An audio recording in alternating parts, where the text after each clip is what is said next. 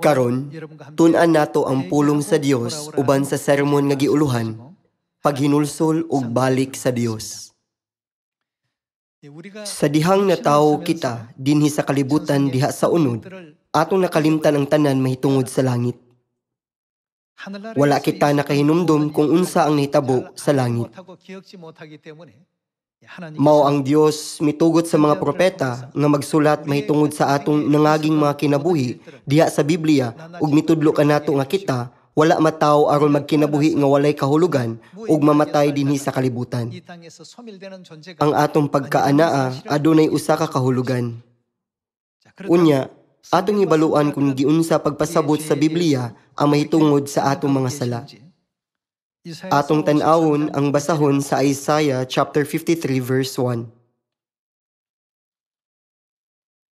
Ang mga tawo mitubag, kinsay makatuo sa amo karong gisangyaw?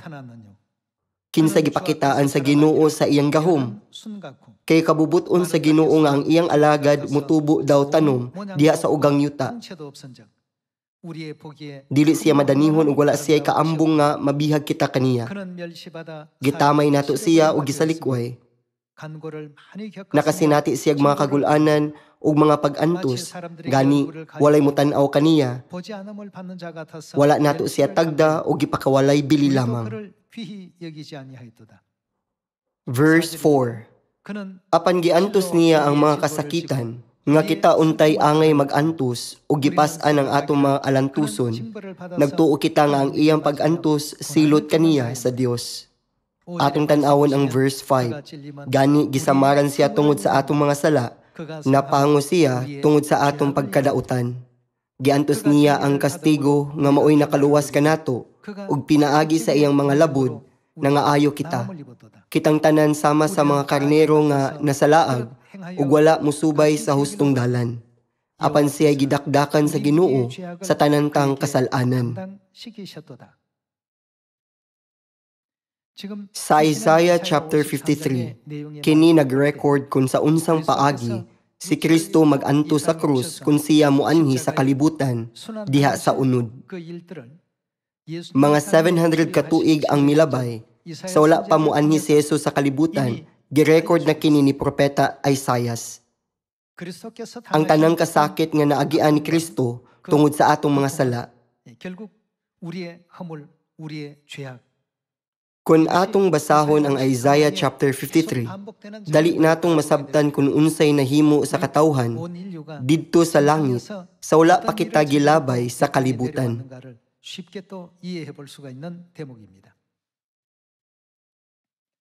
Atong tan-awon ang libro sa Isaiah chapter 50 verse 1. Ang Ginoo miingon, nagtuo ba kamo nga gihinginlan ko ang akong katawhan sama sa bana nga mibulag sa iyang asawa? Kung tinuod ka na, hain man ang papili sa pakibulag. Nagtuo ba kamo nga gibaligya ko kamo aron maulipon sama sa amahan nga mubaligya siyang anak aron himuong ulipon?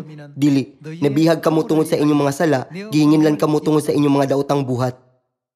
Dinhi kini nag-ingon inyong daotang buhat ug inyong mga sala. Ang Biblia nagtudlo kanato nga ang atong mga sala ug mga daotang buhat sa langit nakapahilayo kanato sa Dios. Atong ablihan ang samang libro sa Isaiah chapter 59. Sa Isaiah chapter 59 verse 1, kini nahisulat, ang kamot sa Ginoo dili mubo nga dili siya makaluwas, ug dili usab bungol ang iyang dalunggan nga dili siya makadungog. Ang inyong hinuong kalapasan mo'y nag-ulang kaninyo ug sa inyong Dios. Ang inyong sala mo'y hinungdan sa inyong pagpahilayo kaninyo aron dili siya makadungog kaninyo. Nagpasabot kini nga ang atong mga kalapasan nakapahilayo kanato sa Dios. Inyong hinuong kalapasan mo'y nag-ulang kaninyo ug sa inyong Dios. Ang inyong sala mo'y hinungdan sa iyang pagpahilayo kaninyo aron dili siya makadungog kaninyo, kay natina sa dugo ang inyong kamot ug nabulit sa pagkadautan ang inyong mga tudlo, pulos bakak ug dautan ang inyong gipanulti. Dinhi sa libro sa Isaiah chapter 59, ang Biblia nagtudlo kanato nga ang atong mga kalapasan mo'y nakapahimulag kanato gikan sa Dios ug nagpugos kanato sa pagbuhat og mga sala aron sa pagtalikod sa Dios. Atong ablihan ang 1 John chapter 1. Atong tan-awon ang verse 8. Kun moingon kita nga wala kitay sala, gilimbungan nato ang atong kaugalingon, ug wala ka nato ang kamatuoran. Apan kun isugid nato sa Dios ang atong mga sala, siya nga matarong ug matinumanon sa iyang saad, mupasaylo gayud sa tanan natong mga sala, ug maghinlo sa tanan natong mga kalapasan. Kun moingon kita nga wala kita makasala, gipakabakakon nato ang Dios, ug wala nato dawata ang iyang pulong. Dinhi, nahisulat nga kun moingon kita nga wala kitay sala, gilimbungan nato ang atong kaugalingon o gipakabakakon nato ang Dios.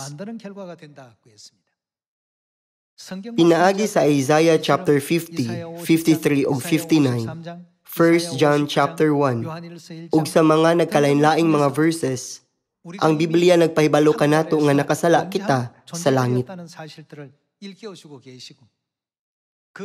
Aron mahatagan kita, mga makasasala o kapasayloan sa mga sala, si Kristo mianhi sa kalibutan ug nag-anto sa kasakit sa krus. Siya gipakaulawan ug nag-anto siya, bisan hangtod sa kamatayon. Kini tungod sa atong mga sala, kini gibalik-balik nga gisulat sa Biblia.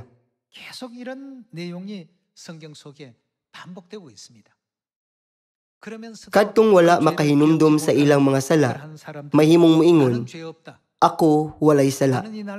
Nagkinabuhi ako nga matarong hangtod karon.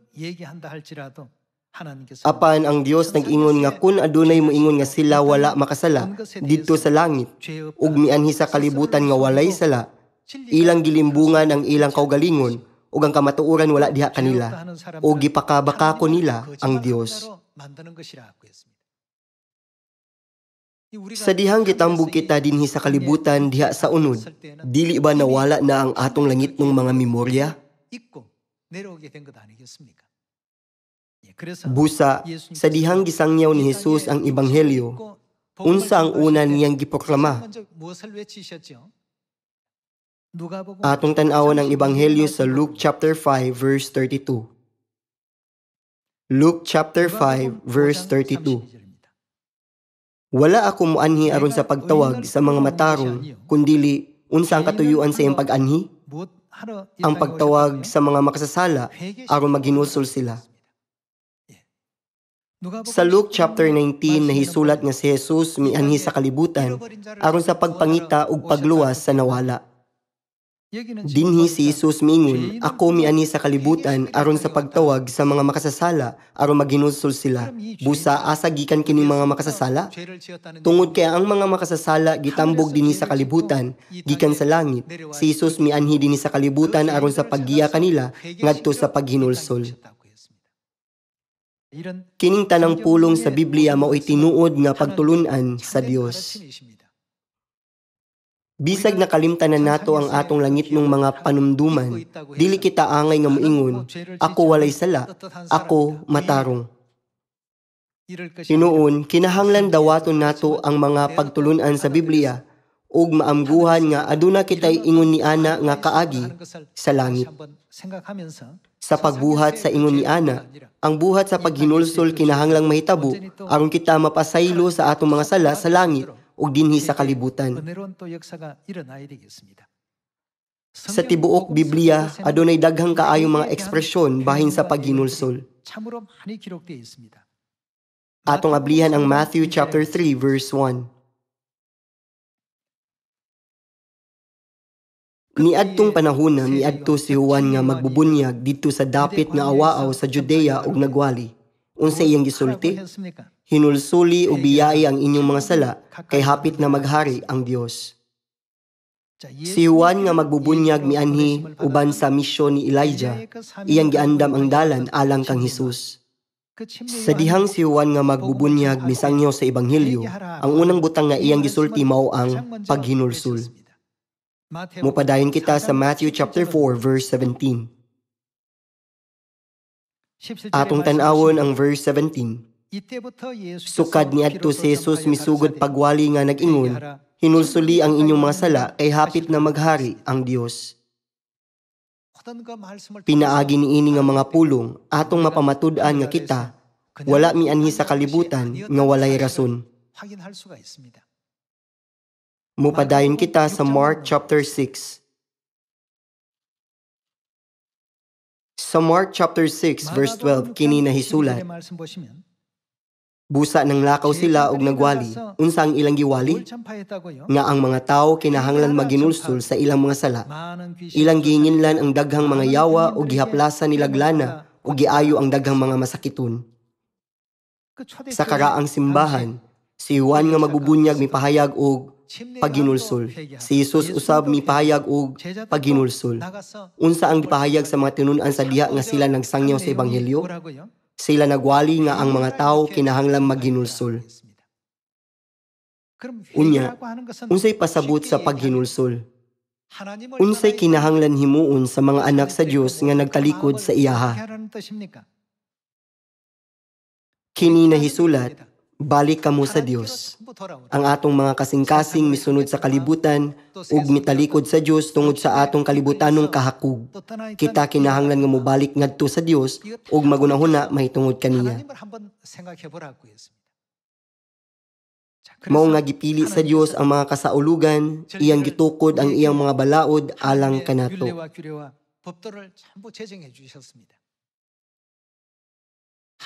Ang paghinulsol anaa sa tanang mga halad nga gihalad ngadto sa Dios.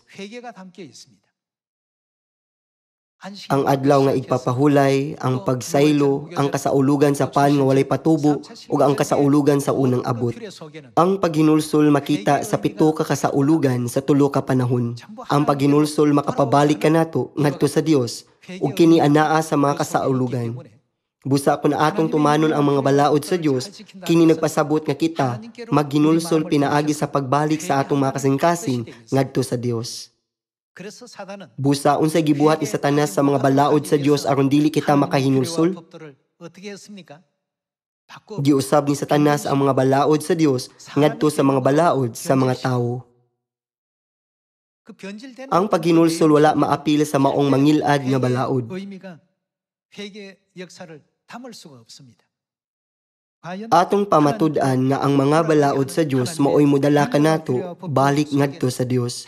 Ug ang paghinulsol anaa kanila pinaagi sa pagpakli ngadto sa 2 Chronicles chapter 30. Atong tan-awon ang 2 Chronicles chapter 30 verse 6. Busa ang mga sinugo gipalakaw ngadto sa tibok Israel o sa Juda. Dala ang mga sulat gikan sa hari ug sa iyang mga opisyal sumala sa mando sa hari nga nag-ingon, katawhan sa Israel, balik kamo sa Ginoo, ang Dios ni Abraham, ni Isaac ug ni Jacob, aron maluoy na usab siya kaninyo nga nahibilin. Ang gingharian sa Juda ug ang gingharian sa Israel mituo sa Dios. Apan niadtong panahona silang duha mibalik sa pagsimba sa Dios ug misimba sa ubang mga Dios. Busa gipadala sa Dios si propeta Isaias aron ipahayag kini nga mensahe ngadto kang Haring Ezekias. Mapo ang nguron gidawat ni Haring Ezekias ang pagsaylo ug nagpadala og sulat ngadto sa habagatang Juda ug ang mihanang Israel aron sa pagsaulog sa kasaulugan sa pagsaylo. Sa sulat siya misulat, balik kamo sa Dios. Unsay angay natong saulugon aron makabalik sa Dios? Ang paagi aron makabalik ngadto sa Dios mao ang pagsaulog sa kasaulugan sa pagsaylo. Ipadayon nato ang verse 9. Kay kun mobalik kamo sa Ginoo, ang inyong kaigsuonan ug mga anak kaluy-an sa mga nagbihag kanila ug pabalikon sila niining yutaa.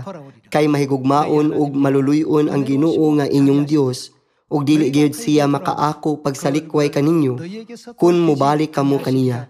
Busa ang mga sinugo miadto sa nagkalain-laing syudad latas sa kayutaan sa Ephraim ug Manases hangtod sa Zebulun apan kataw-an ug gibugal-bugalan lamang sila. Sa dihang si Haring Ezekias nagpadala sa mensahe, balik kamo sa Dios, ang habagatang Juda misunod apan ang amihanang Israel, gibugal-bugalan lamang nila ang mga sinugo nga misulti kanila sa paghinulsol ug balik kamo sa Dios. Unya, ang amihanang Israel nga wala maginulsol, gilaglag. Alang sa habagatang Juda nga naginulsol, gihatag sa Dios ang iyang grasya o gilaglag ang 185,000 nga mga kasundaluhan sa Assyria sa usa ka gabii. Busa atong masabtan nga ang pagsaulog sa kasaulugan sa pagsaylo mao'y buhat sa paghinulsol. Ang tanan nga mga balaod ug sugo sa Dios naglangkob sa kahulugan sa pagbalik ngadto sa Dios nga mao ang paghinulsol. Magpadayon kita sa libro sa Malakay chapter 3. Sa Malakay chapter 3 verse 7, ang Dios nag-ingon,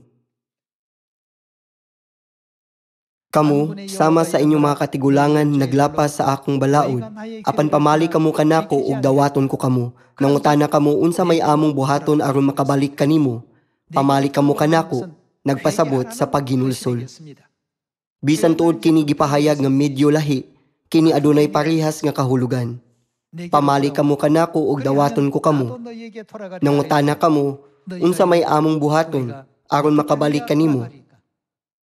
Nangutana sila sa Dios, unsaon namo paghinulsol? Atong tan-awon ang verse 8. Mangutana ako, matarong ba sa usa ka tawo ang pagtika sa Dios? Dili. Apan gitikasan ako ninyo. Sa unsang paagi, sa mga ikapulo ug mga halad, gitunglo kamong tanan kay ang tibuok nasod nanikas kanako.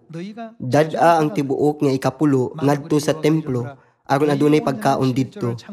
Sulayi ako ug makita ninyo nga ablihan ko ang mga bintana sa langit, ug ibubo ko kaninyo sa madagayaon gayud ang mga panalangin.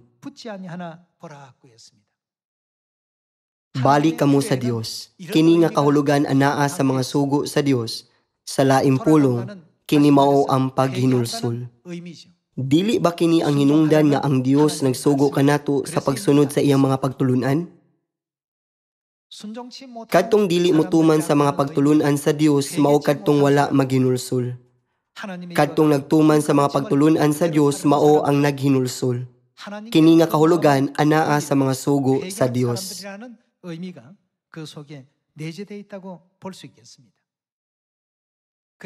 Busa, sa dihang mianhi ang Dios dinhi sa kalibutan, karong panahona, gibalik sa Dios ang mga balaod sa bag-ong kasabutan nga nalaglag aron ang katawhan makahinulsol.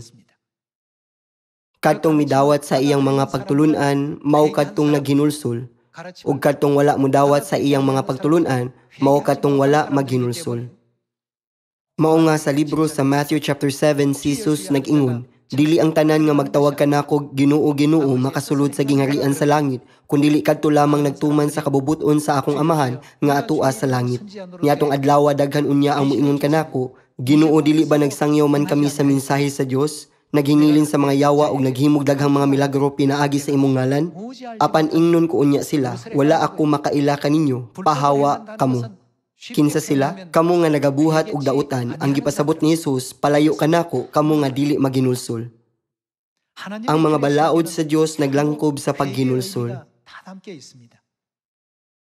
Dili ba kini ang hinungdan ngano nga sa daang kasabutan, ang dugo sa mananap gihalad ingon nga halad alang sa matag kasaulugan, matag adlaw sa igpapahulay, ug matag halad nga sinunog?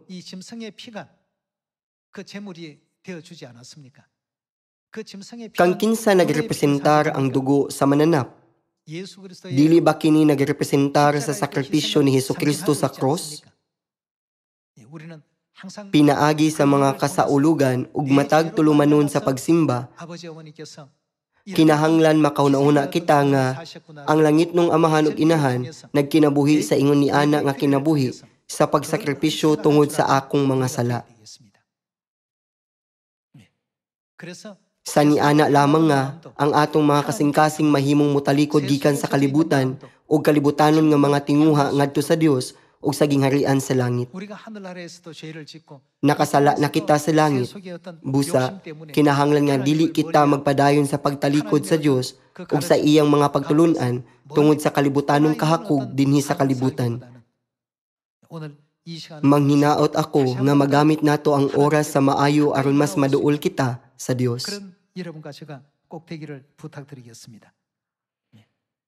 Atong tan-awon ang Ebanghelyo ni Mark chapter 1 verse 15. Mark chapter 1 verse 15. Miingon siya, miabot na gayud ang panahon nga maghari na ang Dios. Unsa may atong buhaton? Busa hinulsuli ug biyai ang inyong mga sala. Unsa pa ang angay natong buhaton? Ug tuuhin ninyo ang maayong balita. Dili ba ang ebanghelyo mao ang bag-ong kasabutan? Ang paagi sa paghinulsol anaa sa tanang kamatuoran sa bag-ong kasabutan.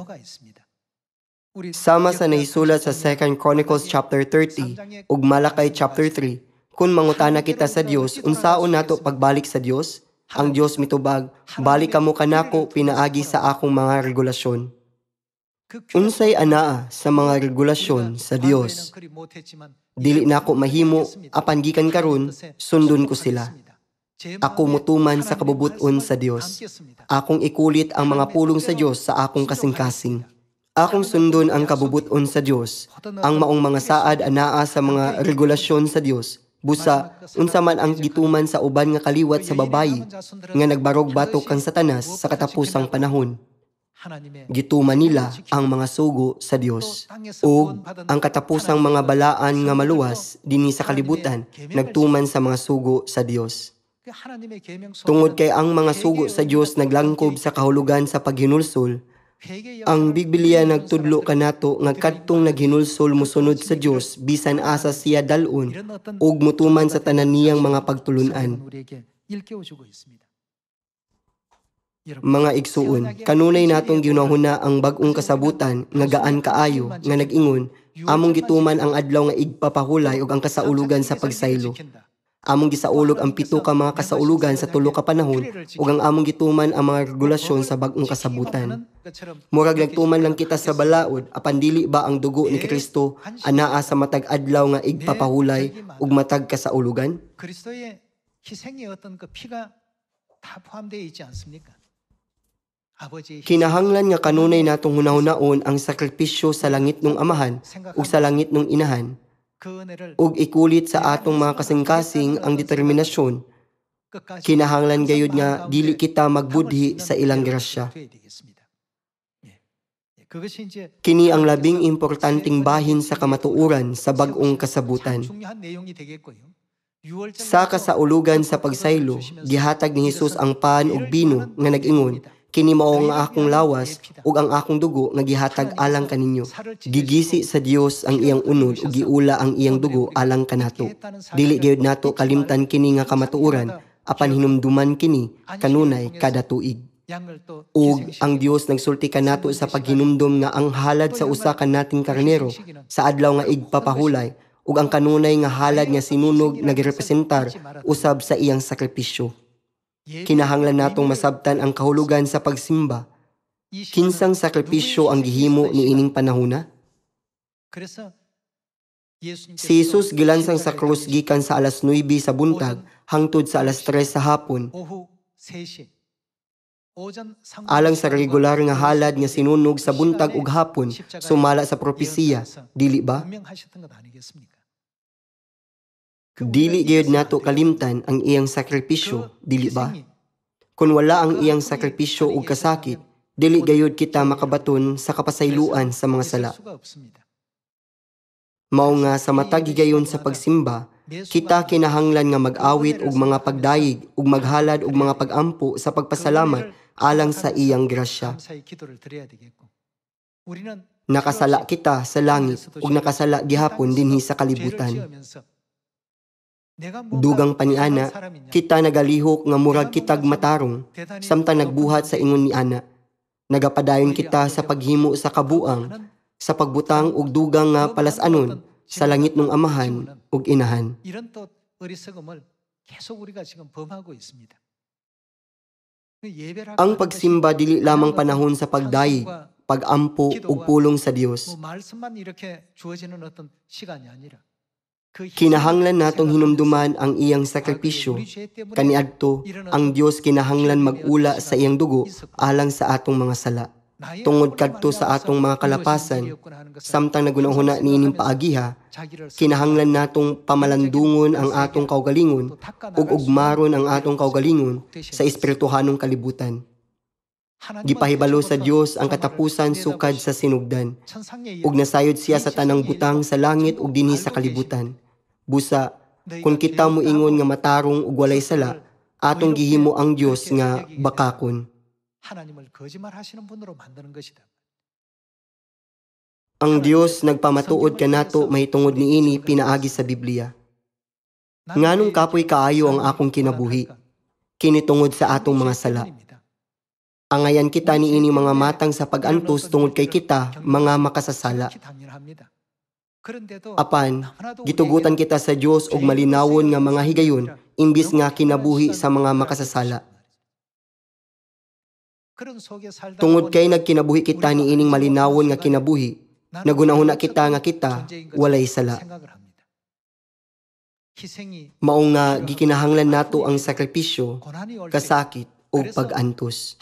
Dili ba ang Dios nag-ingon nga ang pag-antos alang sa ebanghelyo usa ka maayong pag-antos?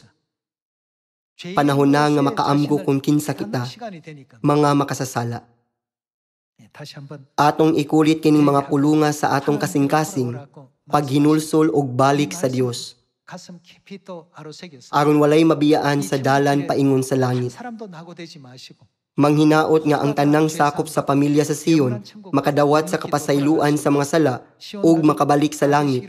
Gusto na akong tapuson kini nga sermon. Daghang salamat.